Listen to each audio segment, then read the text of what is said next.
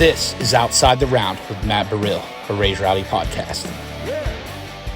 What's going on, everybody? Welcome back to another episode of Outside the Round. As you can hear, I got my festival voice because we've been running. And I got one of my favorite dudes in town. I met him at a house party where he was there with my boy, Timmy McKeever. Yeah.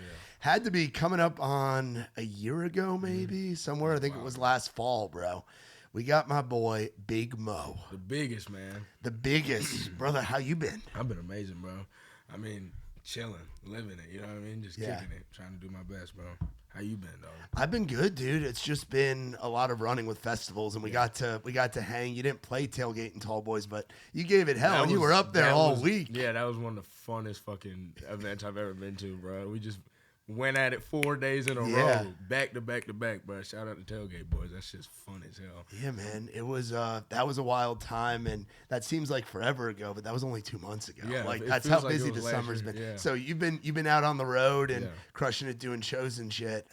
So what has the past month kind of been like for you? I mean, we've been really focusing on like the truck shows, the you know what I mean, the rowdy shit, the having fun shit, the going out instead of doing like just concerts. I'm going out there hanging out with the fans and doing stuff.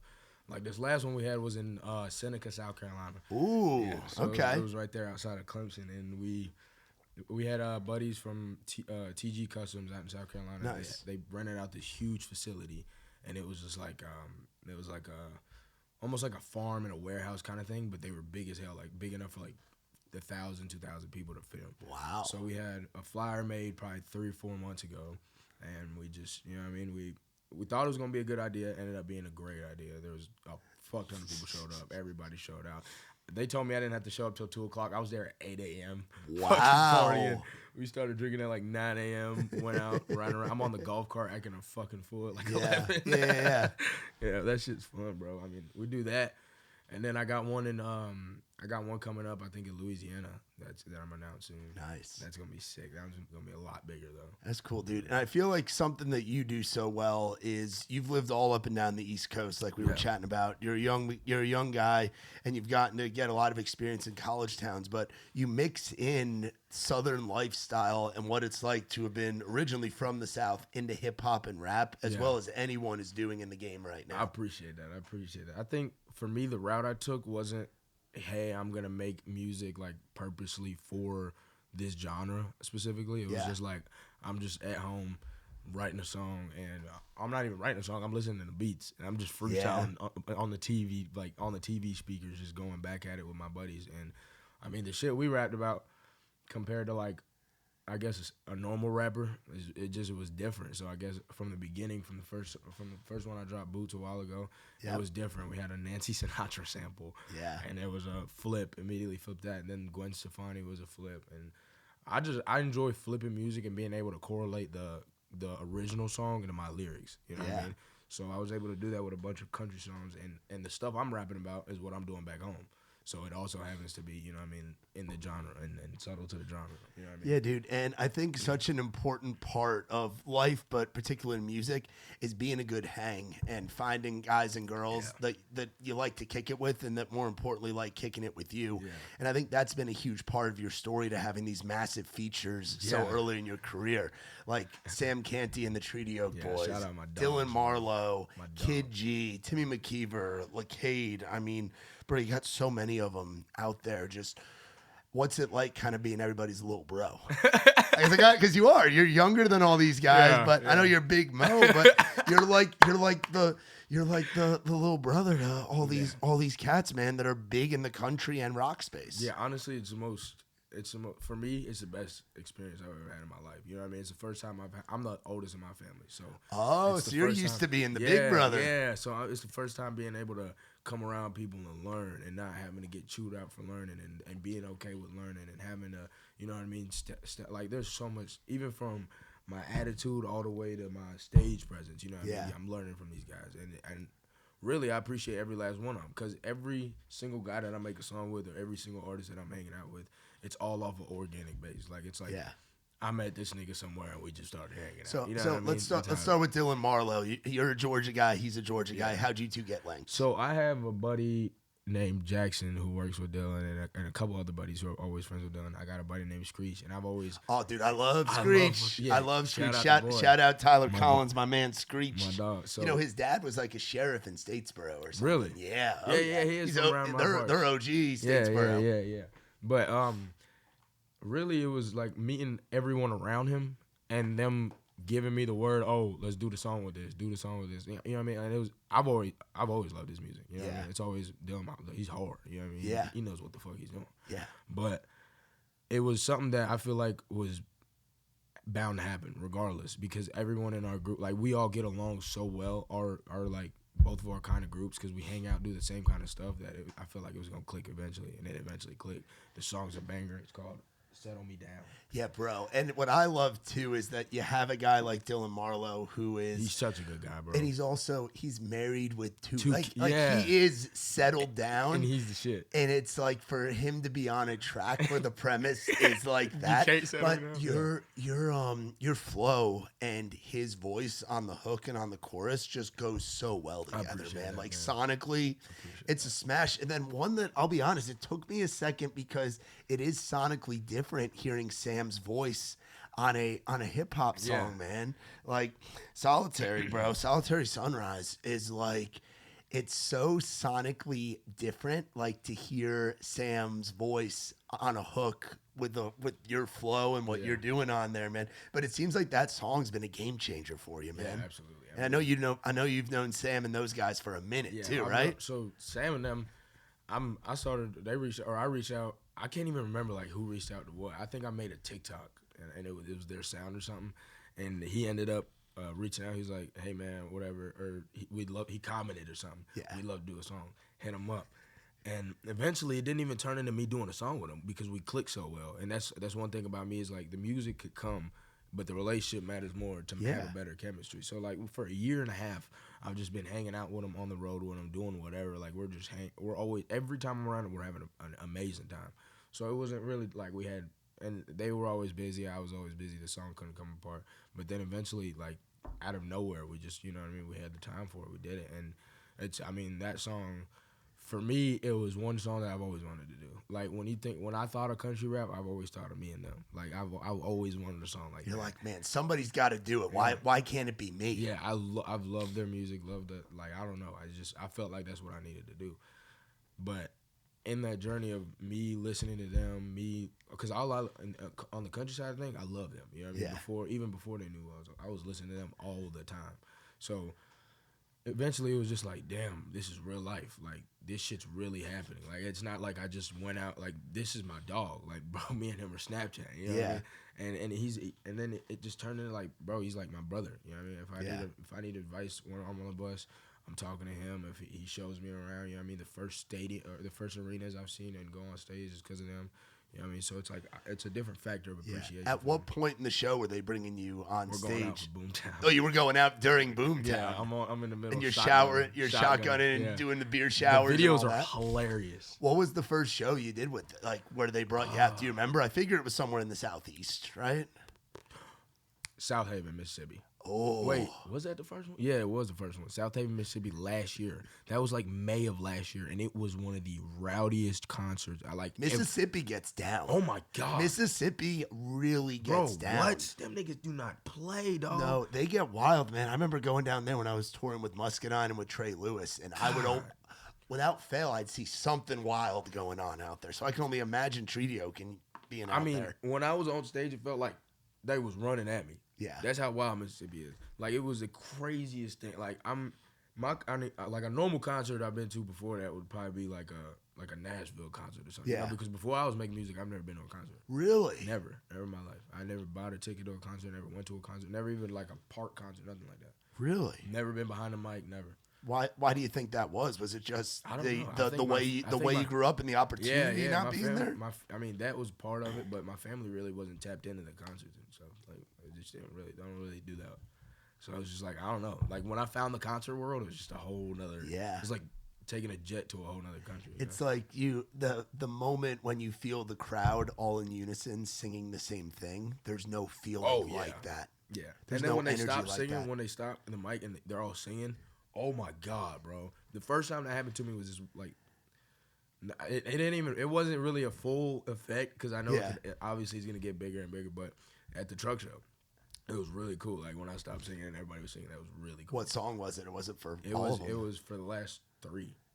So What do you close your set out with? Because I haven't gotten to see a Big Mo set yet. I know a lot of folks haven't. They're chomping at the bit. We used to close it out with country music, and I do like I'd play the actual Gwen Stefani song. Yep. And we just dance with the crowd for like a minute. And then we'd switch it. Just get everybody hyped. Yeah, we get everybody hyped, and then we switch it, and then everybody would sing it. But now we ended off with the treaty one. Nice. Yeah, it's so fun. People love that one. So I want to talk about your upbringing. You said you've kind of lived all around the East Coast, and you've been through some stuff in your young time on this earth. So where were you born at, and kind of talk about your upbringing and the different places that you've lived? I've lived I've lived anywhere from New York. I lived in New York for like a little bit, for like a year, and then but I was most of my life in Georgia. Okay. Like spent most of my life in Augusta, Georgia. Spent a lot of time on the lake, a lot of time on the water, a lot of time hanging out with friends. But I mean, I strayed away from my family and like everything. We had our own issues, and I strayed away from when at really young, like 14, 15. So Really? Yeah, so from like 15 to 18, I was like mostly all alone. So I'd hang out with a lot of the older crowd, and I had to adapt to that older lifestyle at like 15 years old, and I ended up getting out of school. Didn't really, I don't know.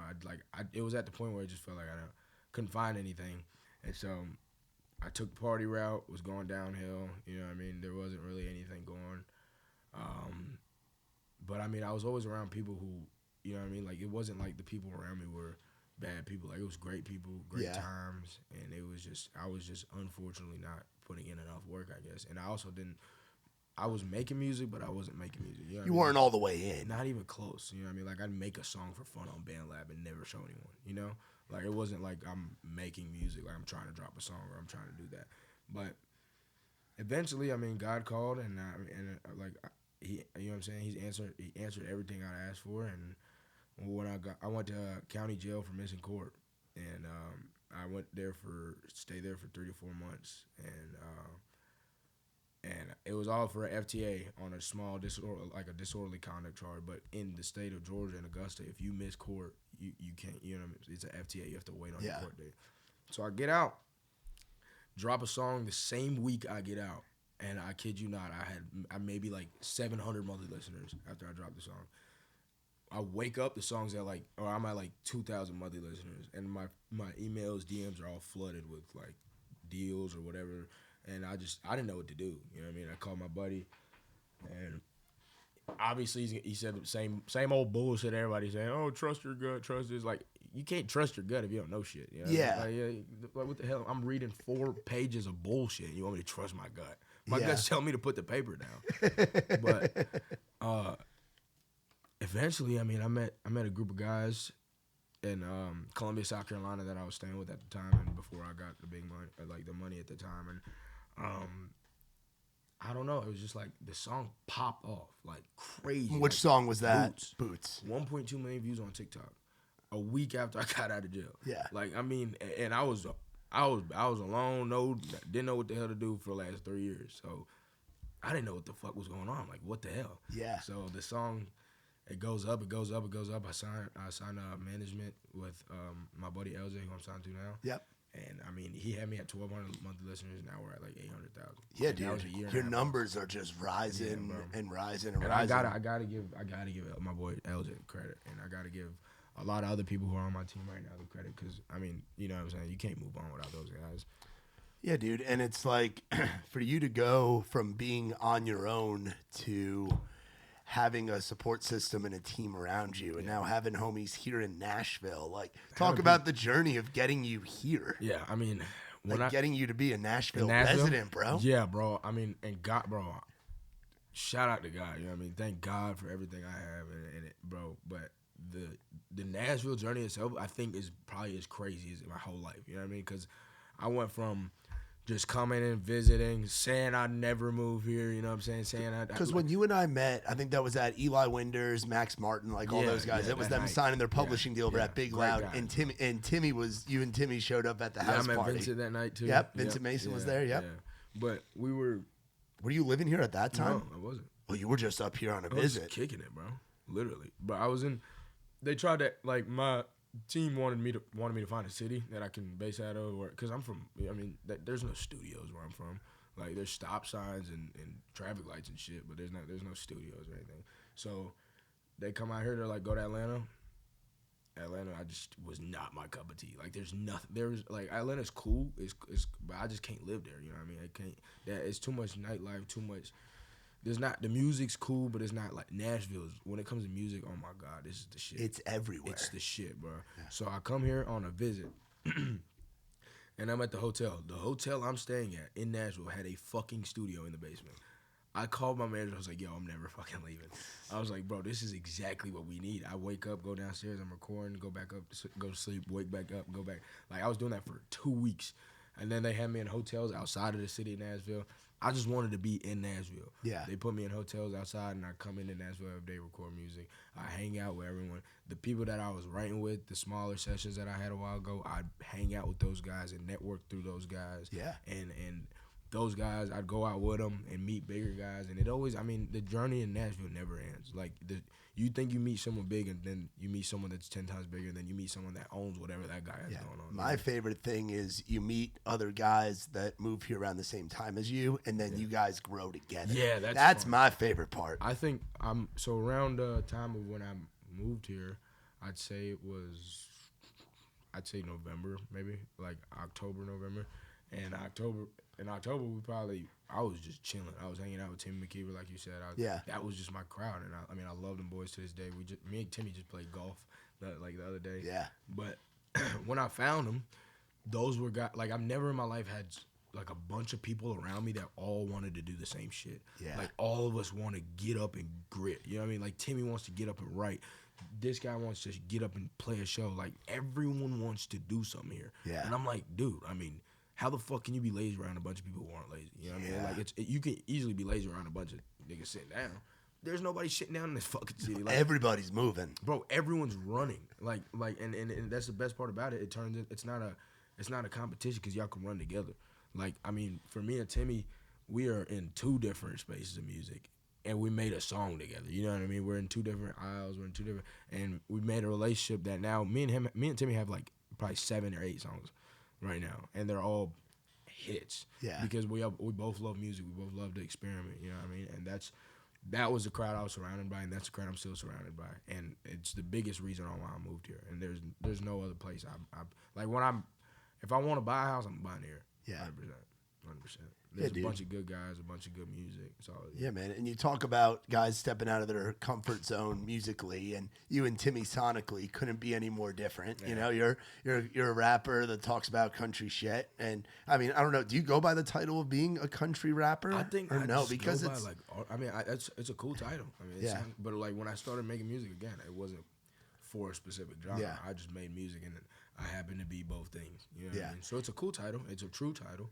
But, I mean, I just feel like I'm an artist, just like any other artist. Yeah, and then Timmy's more in that mainstream pop country yeah. lane, and you guys can cross over. I feel like there's no better time for a guy like you to be coming up than right now, because the sandbox is so vast on what you can create, and you can literally do whatever the fuck you want to do, dude. Seriously. It wasn't like that 10, 15 years ago. Yeah, I mean, like now's the golden era. You can do whatever you want. Yeah, 100%. I mean, the timeline right now for me is beautiful, and I mean, I'm more than thankful to be alive nowadays, but I think it's more fun than anything. You know, like when I'm in the studio, I'm having a blast. Yeah. Like if you see videos of me in the studio, I'm bullshitting the whole time. I'm making music. That's all. You know what I mean? That's all I care about at the end of the day. And so now that I got the opportunity to do it in a city like this, never gonna leave. Yeah, sky's the limit, bro. Yeah. Now, what is kind of your process of? Because I haven't had many rappers on this show. Yeah. I've had some folks on here, but as far as like the creative process as a rapper, you talk about like you kind of flip songs on their head. Like you talk about the Gwen Stefani song, the old Sinatra, the Boots. Like there's a lot of ways that you can do it. But what's kind of the process been like for you, and how's it evolved in? Because it's the beat is so important, but at the same time, your lyrics and your flow are just as important. Yeah, they are. So how do you kind of balance that, and where do you kind of start with creating a Big Mo song? I feel like a year ago, that process was completely different than today's process. Because a year ago's process, it was okay, here we got 55 beats. You listen to all of them. Tell me what you like, which was cool. I mean, the beats were sick, but it was just like you can't really make a good you can't make for me. Yeah, you can make a good song. You can make a viral song. You can make, but until I came out here and I found a team of guys that I work with every single time I'm in the studio now, then it didn't feel right. So at first, for example, my Atlanta Sash Country Bitch, I was in the kitchen 3 a.m. drinking, and I'm looking at this guy, and we're looking at, I don't know if it was the actual Gwen Stefani song itself or he already had the beat. It was one of those two, and I was like, bro, this is sick. And this was when the Nancy Sinatra shit came out. It wasn't it wasn't like, oh, I'm gonna do the Nancy Sinatra. It was just, damn, this shit hard. And so when I heard Boots Were Walking, I'm gonna rap, the first line's gonna be about that. When I did the Country Bitch, I don't know if it was I don't know what she said. She said something in the hook or whatever, and I just correlated it onto my first 4 bars. You know what I mean? So I did that with a lot of songs, and I feel like it's a good way to understand the rap and the actual sample itself. Like when you're rapping about something that has nothing to do with the sample, it's like, what are we talking about? Yeah, for me, it's got to connect. Which is just which completely is opinion based, because a lot of people like that, but like for me, it has to connect. Like when I was making songs, it didn't feel right. Then I moved out here, and I found the process of being able to create a beat and create a sample and sit there with 20 other people if I wanted to. But what I do now is I have maybe one other guy in the room with me, the engineer, one other guy. We'll listen to a bunch of samples on my phone, like huge samples, huge. And if I like a guitar riff, if I like one of these, if I like anything, I'm gonna add it on and create a beat from scratch. I like listening to all like the little ear candies they got in songs. I love hearing that. I love guitar. So like we'll use guitar riffs. We'll take references from other songs, and then we'll correlate if I ever take a reference from a song, I'm gonna correlate that song into it. So now, like, I got a song coming out. I don't even know if I should say this, but fuck it. I got a song coming out with Nappy Roots, and it's a all no remix. It's a all no, hell no, boy. You know. Yeah. So I got on. It's my song now, and they're gonna be able to feature, and it's a 6 song. But that came about. You know what I mean? It's a sample, it's a remix. That's how it started. Yeah. Then I hit them up, and now it's an actual song. So it's like, you never know. Like a sample could sometimes be something that turns into a collab. Yeah. Which is what it's been for me half the time. You know what I mean? But nowadays we make everything scratch, hang out in the studio, smoke a joint, smoke 2, smoke 3. I got to ask you about one of my favorite titles that you've released, McFlurry. Where's that one coming from? I have no clue, bro. Like, I was in there. Like, where do you are just like, okay, this one I'm gonna tie McFlurry. I was in Miami with that one, and you were in Miami. Yeah, I was in Miami. I was recording. I had a camp there for a month, and I'm with like 6 other guys, and we're all just eating McDonald's. I had like there was like 4 or 5 McFlurries in there for some reason, and they were melting. Like it was like pissing me off. And I'm like, why the fuck? Like I didn't even. No one was eating them. They were just fucking sitting there, and he's playing this beat, and I'm just so mad about this fucking McFlurry. And I'm looking at this nigga, and I'm like, and it's like hot as fuck in the studio. So they're melting. They're coming down on the table. It's sticky as shit. I'm like, bro, just play the fucking beat, bro. And I just turned into that. Like, it wasn't, I don't know, it wasn't something like I wrote before or walked in. It was just on the moment. So it can just happen with whatever's going on in the room. Yeah, every single song that I've done has happened. Besides, like, the ones that are, like, the collabs, every single song that I'm dropping by myself happens in the room. Or, like, somebody says some bullshit, and I run with it. And you just tie it in. Yeah, I run with it. Yeah. Now, who were some of the rappers you grew up kind of idolizing, or where do you think you got your flow from? I don't really know where I got my flow from, but I love Juice WRLD. I fucking, like, bro, I was listening from 14 through high school, middle school. I just love Juice WRLD for some reason. And then nowadays, I know why I love him, but back then I just always listened to him. Why do you think that is nowadays? He was such a lyricist. He could freestyle for hours. Yeah. That's one thing I love doing, freestyling, having fun with all my buddies. He could do it for hours, bro. And he was just such a crazy artist. He took the right routes. I mean, the camera work he was doing, the videos he had, the stories he was telling, like, that shit's really respected. And I feel like emotionally he touched a place for a lot of people. I listened to a lot of Big Scar, if you know what that is. I'm not familiar with Big Scar. He's from Memphis. He passed away, but he signed to Gucci Mane 1017. He's with like Pusha Ice-T, Fujiano. He's with all those guys. I listen to a lot of Pusha Ice-T. I listen to. The crazy thing is, I was listening to like nowadays or like the last 2-3 years. I didn't really listen to Big X, but 2020, I was listening to this song called "Mr. Trouble" by Big X a lot. Yep. Like I was banging it. I love that song. And I think that I can see the thing in there, and it's funny you bring up Memphis, because Memphis has a swagger in the scene that's come out of it, going all the way back to 3-6, where it's like there's moments where the tempo picks up, but a lot of it's a little bit on the slower thing. Yeah, like 128 BPM. Yep, yeah, and you look at the like the stuff that's come out of Houston. Like when you think of like rap out of the South, it has a different flavor to it than what you got on the West Coast or what you got on the far East Coast or even Detroit. Yeah, 100%. I think that's crazy because like Memphis and Texas do have like kind of like the same BPM kind of like thing going on, and that's all the music I listen to. It's like Memphis, Texas. I love Memphis. Like music. UGK from down in Houston. And I listen Paul to like, Wall and shit like that. I listen to in Memphis. I listen to anywhere from D Moolah, Cold Cash, Moneybag, Pusha Ice-T, Big Scar, Big Unk. I listen to a lot of. Yo, Dolph was from Memphis, right? Yeah, Dolph. Is it Glock from Memphis too? I believe so. Yeah. Yeah, I don't know. They're all hard as fuck, but it's like you said, it's that beat. It's that beat. The way it moves versus like a Detroit beat, which is like super fast, or like a who's like Rio the Young OG. You know who that is? Yep. Yeah, like he raps fast. All those guys over there rap fast. Florida beats are really fast. And I think that has to do with also the lifestyle of like you're from Augusta. Yeah, things move a little bit slower down there, yeah, you know. And tying that into the country lyrics and the world that you come from, I think it makes a whole lot of sense. Yeah, it does. It's easier for people to understand and relate to too. You know what I mean? Yeah. So it's fun. And I'm not. You know what I mean? Everything I'm rapping about is the truth. So. Yeah, it's fun being able to do it. Yeah, man, and it's cool to see someone in the rap game that's coming up, and you're on this rocket ship right now, be here in Nashville, because that's not something we come across very often, and it seems like the country community has welcomed you in with open arms for the most part as well. 100%. I mean, everybody here has been nothing but a blast to be around. I mean, everybody here has shown nothing but support. I mean, Nashville's shown me love I haven't received from even my hometown friends. I mean, this place just filled with good energy, good music, good everything, and so it was easy for me to adapt, you know. Yeah. And so like these country guys, these artists, all these guys. I mean, you as me being a fan of like who I was, and I'm watching these guys from my phone or anything, you think different than who they are in person. You know what I mean? And a lot of people think that about me. People think, oh, this nigga might be a douchebag. This nigga might be a jackass. Or furthest thing from the case, I promise. Furthest thing from the truth. But like people, like, and it's okay. You know what I mean? I understand that. My persona,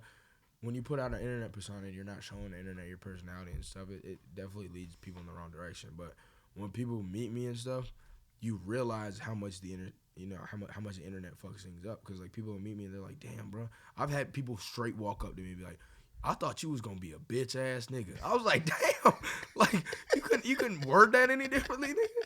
But like, I mean, eventually it was like, I gotta get used to this. Like, if I'm out there rapping and I'm trying to be this rapper and artist and make music and stuff, people are gonna think of you like that. People are gonna, and if you're not in arm's reach of somebody, you know what I mean? They're gonna think of you as too good for somebody. And sometimes I feel like that's okay because you can always meet someone and find different. You know what I mean? And I'm not a guy that's hard to reach. You know? No. You walk outside fucking Broadway on a Saturday, you might see me. So, like, yeah, dude. It seems like college towns and tailgates specifically out at college towns have been a huge part for you getting your following up, you're building your initial like grassroots fan base. So what college town was like the first one that you kind of hit, and like what have been some of your favorites that you've gotten to go to and kind of spread the message of Big Mo? The first one I ever hit? Yeah. I was young as fuck. I was like 14 years old. I was at fucking Columbia, South Carolina. Oh, with the Gamecock fans. Yeah, and those niggas are like going through basic, like it's like basic training for all. Like if you go to basic training through Columbia, oh my god, it's like basic training for all the bars. You know what I mean? Like that's where you need to get.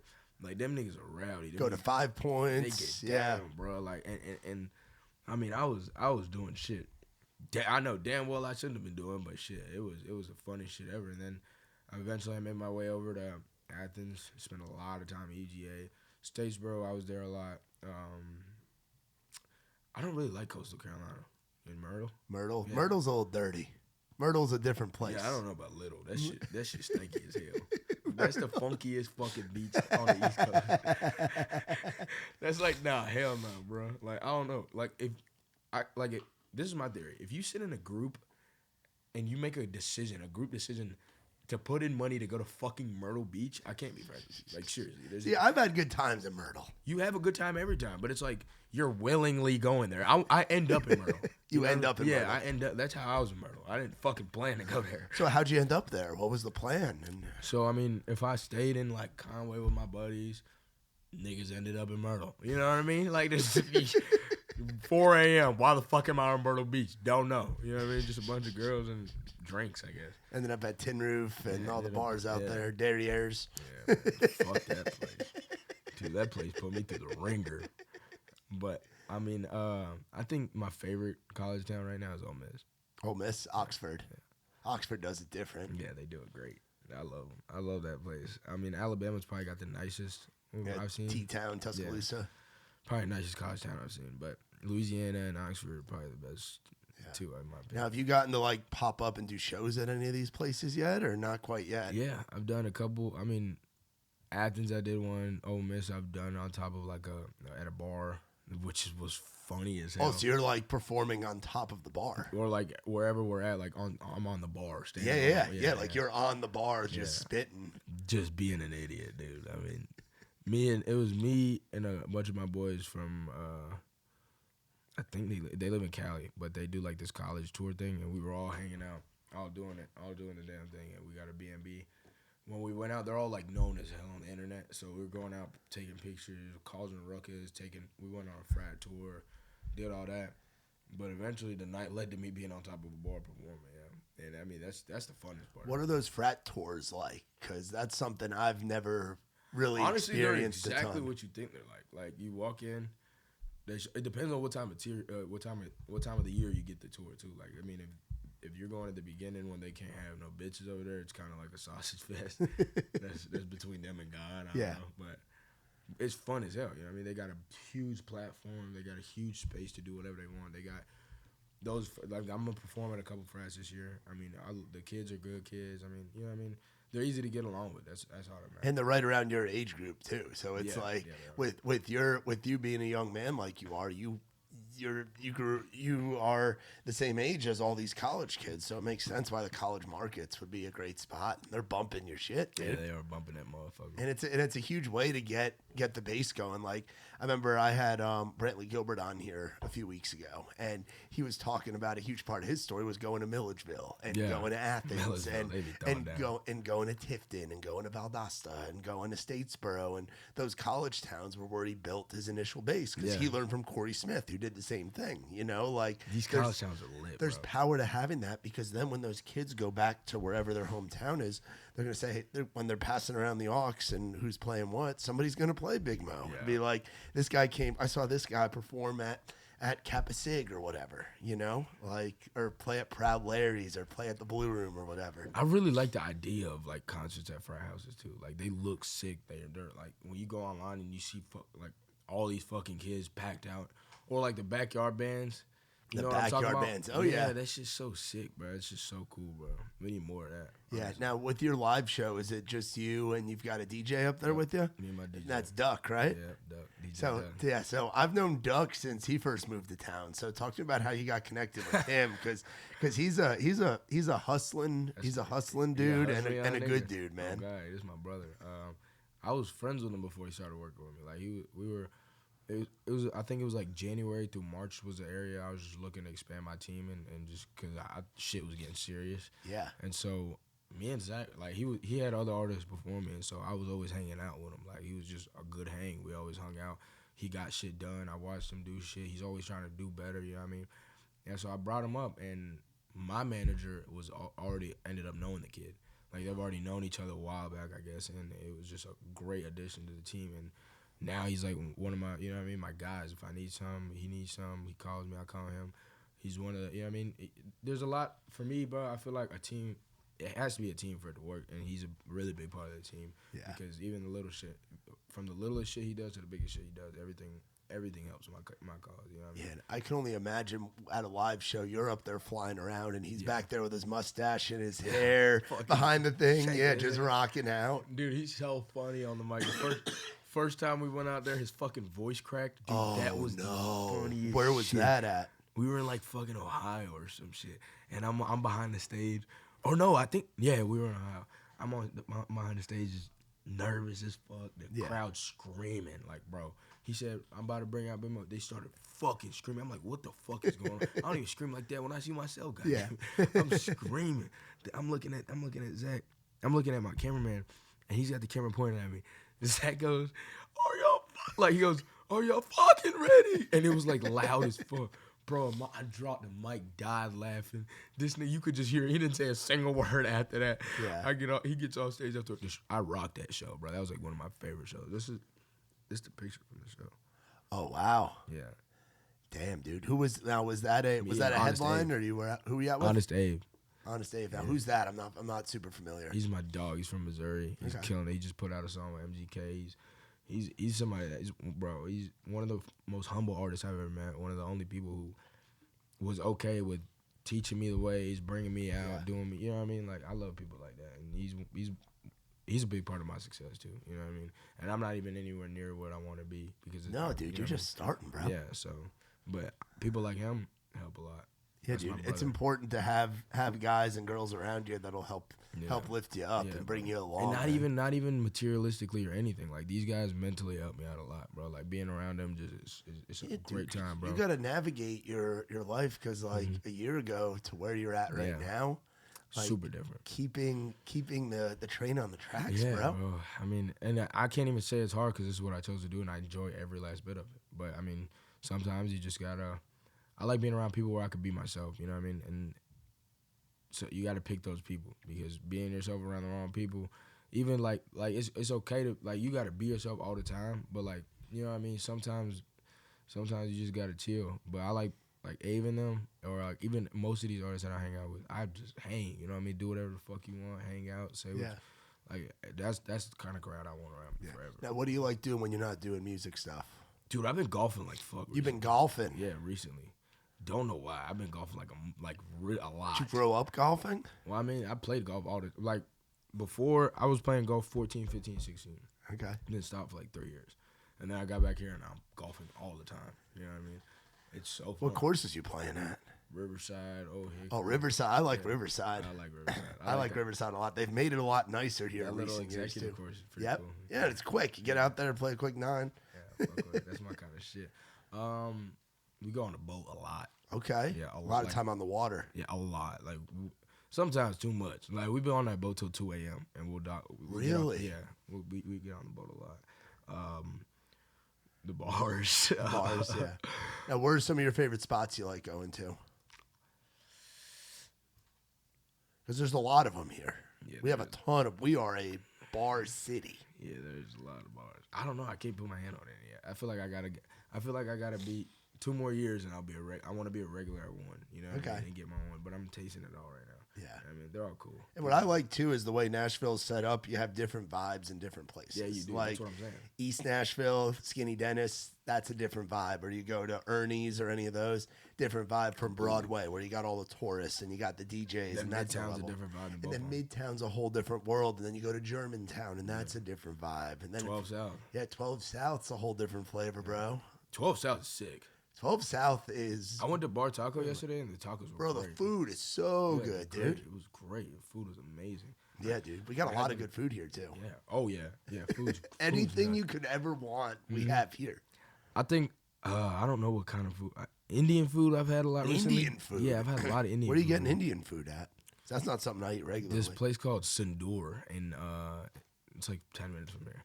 I don't know why I tapped in, but Sindoor. Yeah, you like spicy shit? Yeah, Is I that love why? spicy shit. I love that might be why. I tried. I saw it on TikTok, and I was like, "Fuck it, let me try this shit." Do you do the tourist hot chicken thing? Nah. You don't try the heat of that? I don't know. I never tapped into like the Nashville hot chicken thing. Because as if you like spicy shit, I'd love to see you try the hottest flavor and see if you could handle it. Because I know I can't. My bitch ass gets like you couldn't handle it. I get like the mild or the medium, bro. I don't touch the. I love the hot shit. I don't touch the hottest chicken at Prince. Like eating it like that. Yeah. Like you're in pain as you're eating it. Yeah. I love jalapenos. Pickled jalapenos. You love jalapenos? Mm-hmm. Like I love jalapenos on tacos, subs. You probably get crazy shit on your pizza, don't you? Yeah. What's crazy? Like, tell me what you get on your pizza, and I'll tell you if it's crazy or not. Jalapenos, pepperonis. Do you do like banana peppers and all that shit? I'm fine with that. That tastes pretty good. That sounds pretty good. Banana or olives. I like olives on my pizza. See, olives I don't put on there. I love olives on my pizza. But I mean, I get a pretty normal pizza. You get a pretty normal pizza. Okay. Jalapenos, pepperonis, olives. I like that. And some ranch. A lot of ranch. A lot of ranch. Well, you're from the South. Ranch is, growing up in New York, ranch was always just a salad dressing. Down here, it's a way of life. You know, ranch and Bush Light, ranch, sweet tea, ranch and sweet tea. Everybody laughs at me because I'm at Odie's. Like I know you've seen me there. We do our events there. I get like the big bucket that they put the cocktails in, and I always get it filled with unsweet tea. And everybody looks at me like I'm Satan because I'm drinking unsweetened iced tea in Midtown, bro. So you said you've been working on some new music. When are we looking at the new stuff coming? I know we got a remix video coming out as we're doing this. I think it just came out. Just dropped. Yeah. Hold on. Let's see. And what song is that for? It's called it's called Put It On Me by Big Mo, but it's a Talking Bodies remix from Top Low. Yeah. Hell yeah. It's a sick song. And then I got a couple songs that I've been working on. I made a couple songs in LA that I really like that I want to focus on soon. How often are you traveling? Because it sounds like you're going down for camps in Miami. You're going out to LA. You're obviously writing and recording. This is the first 3 weeks I've been on. Wow. And consistently. I mean, and I love traveling, so I'm not. It's not like it's not getting in the way of anything. But somebody calls me, they want me somewhere, I'm sliding. You know what I mean? I love traveling. Love being on a plane. Love riding around for hours. I mean, before I was doing the music thing, I was doing the truck show thing, and we're going 12 hours in the truck. So you talk about the truck shows. So what's your involvement with that? Like, what do you mean doing the truck thing? I host them. So like I'll do. Oh, you would host them? Yeah, I host truck shows. I do like it'd be me and another truck club or something, for example, and we'd rent out a property. We'd put out flyers. We'd make awards for the kids. I'd go out there perform. We'd do like certain competitions with the trucks, and there'd be anywhere from 300 trucks all the way to 2,000 trucks, and you got plenty of kids who want to come out and show out and just have fun. And I think it's like 7 hours of just being able to hang out with your buddies that are from 7 hours away that you just know on Snapchat because they're all gonna come. And we pick out a city every couple months. There's gonna be one spot, so these kids have enough time to focus on their trucks, clean up their trucks, do what they want with these trucks so they can look good when they come by. And we'll make like big awards, like the Surfside skateboard, like a big award that has my face on it, there's like it's super sick awards. There's plaques that say like top 50, top 3 Chevy, top 4, top like anywhere from best audio to best motorcycle. You know what I mean? We got awards for everything. So they come out there. I'll give them a little 30-minute set. We'll perform for them, and then we'll do award call-outs, and we'll just have everyone get their awards. We have 5 people who go around judging trucks. So what makes a great truck when you're at these shows? Is it the lift? Is it the shine and the flashiness? You talk about the audio. Honestly, I mean, it depends on what award you're going for. You know what I mean? Like some people go out there with a truck that they haven't done anything to, but put $30,000 worth of audio in. You know what I mean? And they can win an award. Like the truck that was to the side stage at tailgates, like our Surfside stage. But that's that we a nice had. truck. It was a nice truck, but they were bumping that audio. But like that bass was loud. Or you could go for like some people, best lift or best squat, for example. Best squat. That means they're gonna take anywhere from the rear blocks out their trucks to no coils in their trucks in the back and have their front lifted all the way up. Tilt. Yeah, and the truck doesn't, as long as it's the highest, like the highest truck there, you win that award. There's best paint. So if you go get a good paint, you win that award. You know what I mean? But then there's top 50. Top 50 is just like a super clean, super clean truck that's well put together that you taking your time on. You know what I mean?